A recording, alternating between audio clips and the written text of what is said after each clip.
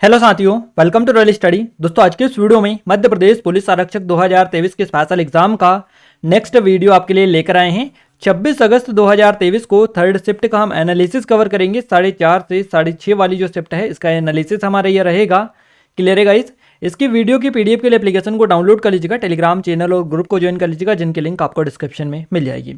National का पूरा current affair हम आपको एग्जाम टाउन चैनल पर लगातार कवर करवा रहे हैं। जो जो टॉपिक आपके एग्जाम में आ रहे हैं उन पर लगातार वीडियोस आपको दे रहे हैं। नहीं चेकआउट किया है तो डिस्क्रिप्शन में लिंक डालिए, आप जरूर से चेकआउट कर लीजिएगा। गाइज, आज हमें जो क्वेश्चंस भेजे हैं ये शत्रुघ्न गुर्जर जी जो कि भिंड से हैं, इन्होंने 80 स्कोर किया है। रवि ठाकुर जी जो कि भोपाल से हैं, इन्होंने 82 स्कोर किया है। प्रदीप सिंह चौहान जी जो कि उज्जैन से हैं और इन्होंने 80 स्कोर किया है। इसके अलावा सुशील कोरी जी जो कि उमरिया से हैं, इन्होंने 68 स्कोर किया है। तो ऊपर के जो टॉप 3 आपको दिखाई दे रहे हैं इसमें काफ़ी अच्छा स्कोर आपको दिखाई दे रहा है। क्लियर है गाइज? आज जो है स्कोर तो काफ़ी अच्छा हमें देखने को मिला है। बाकी भी और लोगों ने बताया जिन्होंने क्वेश्चन सेंड नहीं किए, उन्होंने ओनली इतना बताया कि आज हमारा एग्जाम था, इतना स्कोर किया है, हम आगे फिजिकल की तैयारी करें या ना करें। तो उस तरह से हमें जो मैसेजेस मिले उस तरह से काफ़ी अच्छा स्कोर आज देखने को मिला है थर्ड शिफ्ट में, है ना। पेपर का जो पैटर्न था उसका भी हम चर्चा करेंगे आगे इस वीडियो में। आपका आगे आने वाले दिनों में एग्जाम है तो आप हमें इन नंबर पर अपने क्वेश्चन जरूर सेंड करें ताकि हम आपको सटीक एनालिसिस दे पाएँ। जैसे ये लोग हमें डेली बेसिस पर क्वेश्चन सेंड कर रहे हैं, इन सभी का बहुत बहुत धन्यवाद हम देना चाहेंगे। इन्होंने जितना भी टाइम मिला निकाल कर हमें क्वेश्चन सेंड किए हैं। क्लियर है गाइज? तो आइए स्टार्ट करते हैं। इस वीडियो को लाइक नहीं किया है लाइक कर दीजिए, शेयर कर दीजिए, चैनल को सब्सक्राइब नहीं किया है तो कर लीजिएगा। हमारा जो पहला क्वेश्चन है आज का, पहला क्वेश्चन है न्यू डेवलपमेंट बैंक यानी एनडीबी की का मुख्यालय कहाँ पर है? तो न्यू डेवलपमेंट बैंक इसका जो मुख्यालय है ये संघाई चीन में है। क्लियर है? न्यू डेवलपमेंट बैंक एनडीबी 2014 में स्थापित एक बहुपक्षीय विकास बैंक है और इससे पहले ब्रिक्स विकास बैंक के रूप में जाना जाता था। तो ब्रिक्स विकास बैंक के नाम से इसको जाना जाता था। न्यू डेवलपमेंट बैंक की स्थापना ब्रिक्स राज्यों द्वारा की गई थी।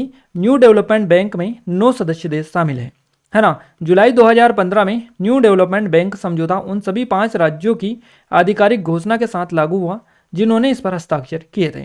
भारत के केवी कामत एनडीबी के पहले निर्वाचित अध्यक्ष थे। ये पॉइंट आप याद रखिएगा।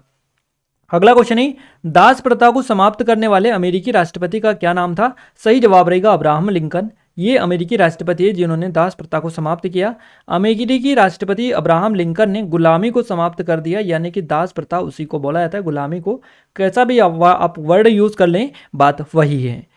तो 1 जनवरी 1863 को अब्राहम लिंकन ने 3.5 मिलियन से अधिक गुलामों वाले अफ्रीकी अमेरिकियों की संघीय कानूनी स्थिति को दक्षिण के निर्दिष्ट क्षेत्रों में गुलाम से आज़ाद कर दिया, यानी जो दास था या दास प्रथा थी उससे आज़ाद कर दिया। उन्होंने दासता से संबंधित एक वाक्य यह भी कहा कि यदि गुलामी गलत नहीं है तो कुछ भी गलत नहीं है। गुलामी का उन्मूलन यानी कि दासता जो है इसका उन्मूलन संयुक्त राज्य अमेरिका के संविधान का 13वां संशोधन है। ये दास प्रथा वाला, है ना, वहाँ पर इसको गुलामी वर्ड यूज़ करते हैं, बट अपन इंडिया में इसको दास प्रथा या दासता बोलते हैं। अब्राहम लिंकन 1861 से 1865 तक अमेरिका के 16वें राष्ट्रपति थे जब उनकी हत्या कर दी गई थी। अगला क्वेश्चन है यूनिसेफ का मुख्यालय कहाँ स्थित है? सही जवाब रहेगा न्यूयॉर्क में। यूनिसेफ का मुख्यालय न्यूयॉर्क में है और यूनिसेफ का गठन शुरू में द्वितीय विश्व युद्ध से तबाह हुए देशों में बच्चों और माताओं को आपातकालीन भोजन और स्वास्थ्य सेवा प्रदान करने के लिए किया गया था। यूनिसेफ का गठन 1953 में यह संयुक्त राष्ट्र प्रणाली का एक स्थायी हिस्सा बन गया और अंतर्राष्ट्रीय और आपातकालीन शब्द को संगठन के नाम से हटा दिया गया। हालांकि इसने मूल संक्षिप्त नाम यूनिसेफ को बरकरार रखा। यूनिसेफ का मुख्यालय संयुक्त राज्य अमेरिका के न्यूयॉर्क शहर में स्थित है। यूनिसेफ का स्थापना जो अगर अपन बात करें तो स्थापना दिवस हर साल 11 दिसंबर को मनाया जाता है, उसी दिन से जब संयुक्त राष्ट्र महासभा ने 1946 में यूनिसेफ का गठन किया था। अगला क्वेश्चन है मिश्रित खेती और वृक्षारोपण किस प्रकार की खेती है? तो ये व्यावसायिक खेती का उदाहरण है। मिश्रित खेती एक प्रकार की खेती है जिसमें फसलों की खेती, पशुधन की परवरिश दोनों शामिल होती है, जिसको मिश्रित खेती कहते हैं। इस तरह की कृषि एशिया भर में और भारत, मलेशिया, इंडोनेशिया, अफगानिस्तान, दक्षिण अफ्रीका, चीन, मध्य यूरोप, कनाडा और रूस जैसे देशों में होती है। बात करें वृक्षारोपण, तो वृक्षारोपण एक प्रकार की वाणिज्यिक खेती है।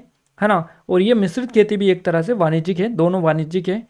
तो वृक्षारोपण एक प्रकार से वाणिज्यिक खेती है जहाँ चाय, कॉफी, गन्ना, काजू, रबर, केला या कपास की एक नई फसल उगाई जाती है। बड़ी मात्रा में श्रम और पूंजी की आवश्यकता इसमें होती है। अगला क्वेश्चन है 24वें तीर्थकर। देखिए 24वें जैन तीर्थकर कौन थे? इनका नाम है महावीर। 24वें जैन तीर्थकर थे महावीर। महावीर 24वें जैन तीर्थकर थे। प्रथम कौन थे? तो बिंदु ऋषभदेव पहले जैन तीर्थकर थे। अजीतनाथ दूसरे जैन तीर्थकर थे और संभवनाथ तीसरे थे। अजीतनाथ दूसरे थे, संभवनाथ तीसरे जैन तीर्थकर थे। अभिनंदन नाथ चौथे जैन तीर्थकर थे। सुमित नाथ या सुमतिनाथ पांचवें थे जैन तीर्थकर। पार्श्वनाथ जो है ये 23वें जैन तीर्थकर थे और 24वें थे महावीर। तो इनका अब क्रम भी याद रखिएगा, हो सकता है आपसे पूछा जाए। पहला पूछ लिया जाता है, दूसरा पूछ लिया जाता है, पांचवा पूछ लिया जाता है, 24, 23 इस तरह से ये पूछे जाते हैं। इनका कुछ चीज़ें रहती हैं, है ना। अगला क्वेश्चन है ब्रेटन वुड्स सम्मेलन के परिणाम स्वरूप निम्नलिखित में से किसकी स्थापना हुई थी, किस बैंक की? तो विश्व बैंक और IMF, है ना। IMF इन दोनों की स्थापना हुई थी, विश्व बैंक और IMF की। तो IMF और विश्व बैंक ब्रेटन वुड्स सम्मेलन के परिणाम है। IMF और विश्व बैंक को ब्रेटन वुड्स जुड़वा के रूप में जाना जाता है। अंतर्राष्ट्रीय मुद्रा कोष है IMF का फुल फॉर्म, अंतर्राष्ट्रीय मुद्रा कोष। सदस्य देशों को भुगतान संकट के अल्पावधि में संतुलन के लिए तकनीकी सहायता, प्रशिक्षण और ऋण के माध्यम से वैश्विक वित्तीय स्थिरता बनाए रखने के लिए। विश्व बैंक की बात करें तो वर्ल्ड बैंक यह होता है इसका फुल फॉर्म। और विश्व बैंक जो समूह है 5 एजेंसियों से मिलकर बना, जो वैश्विक गरीबी को कम करने के लिए दुनिया भर के विकासशील देशों को महत्वपूर्ण वित्तीय और तकनीकी सहायता प्रदान ये करते हैं। अगला क्वेश्चन है 2020-21 MP बजट में ग्रामीण विकास पर व्यय कितना प्रतिशत था? इस तरह से क्वेश्चन था। 5.2%, 3.8%, 1.2%, इस तरह से आपको परसेंटेज वाले ऑप्शंस दे रखे थे। अगला क्वेश्चन है पद्मासन में महावीर स्वामी की मूर्ति किस स्थान पर है? एक तो ये क्वेश्चन मिला है और इसी से रिलेटेड एक ने ये बताया है कि किस पर्यटन स्थल के आगे महावीर भगवान की मूर्ति लगी हुई है। अब ये दोनों में से क्या क्वेश्चन था ये तो एग्जैक्ट नहीं मिल पाया है, पर इस तरह का क्वेश्चन पूछा गया था और काफ़ी ज़्यादा घुमा फिरा के क्वेश्चन पूछा गया था, इसलिए वो क्वेश्चन याद ही नहीं रहा है किसी को एग्जैक्ट। तो बट जिन्होंने भी बताया हमें समझाने की कोशिश की है कि क्या पूछना वो चाह रहे हैं, तो इस तरह से वो क्वेश्चन पूछा है ताकि हम आपको बता सके कि इस तरह से कोई क्वेश्चन था और काफ़ी घुमा फिरा के पूछा गया था। तो सेम पैटर्न तो बताना पॉसिबल नहीं हो पाता है, उन्होंने इतना हमें बता दिया, आप समझ जाओगे, है ना, किस टाइप के क्वेश्चन आपके बन रहे हैं। अगला क्वेश्चन है भारत की सबसे बड़ी गंगा नदी की लंबाई कितनी है? तो भारत की सबसे बड़ी गंगा नदी की जो लंबाई है ये है 25 किलोमीटर, 2525 किलोमीटर, 2525 किलोमीटर। देखिए गंगा नदी की जो लंबाई है ये 2525 किलोमीटर है। गंगा दक्षिण एशिया की एक सीमा पारिक नदी है, यह भारत और बांग्लादेश से होकर बहती है और यह नदी गंगोत्री ग्लेशियर से निकलती है जो उत्तराखंड में पश्चिमी हिमालय में स्थित है। यह नदी भारत और बांग्लादेश के गंगा के मैदान से दक्षिण और पूर्व में बहती है और अंत में बंगाल की खाड़ी में जाकर ये गिरती है। बाएं तट की सहायक नदियों में गोमती, गंडक, घाघरा, कोसी, रामगंगा, महानदी, महानंदा तो ये शामिल है और दाएं तट की नदियों में यमुना, सोन, दामोदर, तमसा, पुनपुन ये नदियाँ इसमें शामिल हैं। तो दाएं और बाएं दोनों की याद रखिएगा। नेक्स्ट क्वेश्चन है भारत में ताजुल मस्जिद कौन से नंबर की है ना। भारत में ताजुल जो मस्जिद है जो कि भोपाल में है ये कौन से नंबर की है? तो ये भारत में पहले नंबर की है। कौन सी है? पहले नंबर की है, यानी कि भारत की सबसे बड़ी मस्जिद ये है, तो इसलिए पहला नंबर आपका आ जाएगा। या भारत की सबसे बड़ी दे रखी थी, दूसरी सबसे बड़ी दे रखी थी, इस तरह से ऑप्शन आपको मिले थे, तो पहली है भारत की सबसे बड़ी मस्जिद। ताजुल मस्जिद भोपाल में स्थित है और इसे भारत की सबसे बड़ी मस्जिद माना जाता है। यह एशिया की सबसे बड़ी मस्जिदों में से एक है। मस्जिद का निर्माण नवाब शाहजहां बेगम द्वारा मुगल सम्राट बहादुर शाह जफर के शासनकाल के दौरान हुआ था। क्लियर है? मस्जिद का निर्माण 1868 से 1901 के बीच में हुआ था। 1857 के विद्रोह के दौरान निर्माण को रोक दिया गया था। 1971 में भोपाल के अल्लामा मोहम्मद इमरान खान नदवी और अजहरी और मौलाना सईद हसमत अली साहब द्वारा इसे फिर से शुरू किया गया था। मस्जिद जो है ये बनकर 1985 में पूरी हो चुकी थी, यानी कि पूरी 1985 में आखिरकार बनकर पूरी तरह से ये कंप्लीट हो चुकी थी यह मस्जिद। अगला क्वेश्चन है लीची सेंटर, लीची रिसर्च सेंटर कहाँ स्थित है? तो ये मुजफ्फरपुर में है जो कि बिहार में आता है। नेक्स्ट क्वेश्चन है महाकाव्य कविता डिवाइन कॉमेडी किसने लिखी? तो ये दांते ने लिखी, इनका नाम ही दांते हैं। क्लियर है? तो याद रखिएगा महाकाव्य कविता डिवाइन कॉमेडीज का नाम है, दांते द्वारा लिखी गई थी। डिवाइड डिवाइन कॉमेडी का मूल नाम इटली भाषा में ला कॉमेडिया लिखा गया। यह पुनर्जन्म के माध्यम से एक यात्रा के विषय में बात करती है। अगला क्वेश्चन है, भारतीय रिजर्व बैंक के वर्तमान में गवर्नर कौन है? सही जवाब रहेगा आपका शक्तिकांत दास। गाइज हम वर्तमान में कौन क्या वाला जो वीडियो दिए हैं उससे सीधे सीधे क्वेश्चन बन रहे है ना। इसके अलावा वर्तमान में कौन क्या के अलावा नई नियुक्ति वाले क्वेश्चन वीडियो से भी सीधे सीधे क्वेश्चन बन रहे। तो एग्जाम टाउन पर दे दिया है, जिन लोगों ने नहीं देखा वो देख कर जाए, क्योंकि सीधे सीधे क्वेश्चन आपके पूछे जा रहे हैं और डिस्क्रिप्शन में आपको लिंक मिल जाएगी। शक्तिकांत दास जो है ये भारत के रिजर्व बैंक के वर्तमान में गवर्नर है। शक्तिकांत दास आरबीआई के 25वें नंबर के गवर्नर है। शक्तिकांत दास का जन्म 26 फरवरी 1957 को हुआ था तमिलनाडु के, और वे तमिलनाडु के 1980 बैच के भारतीय प्रशासनिक सेवा यानी आईएएस अधिकारी हैं। वहाँ पहले 15वें वित्त आयोग और भारत के शेरपा से G20 के सदस्य थे। उर्जित पटेल आरबीआई के पूर्व गवर्नर थे।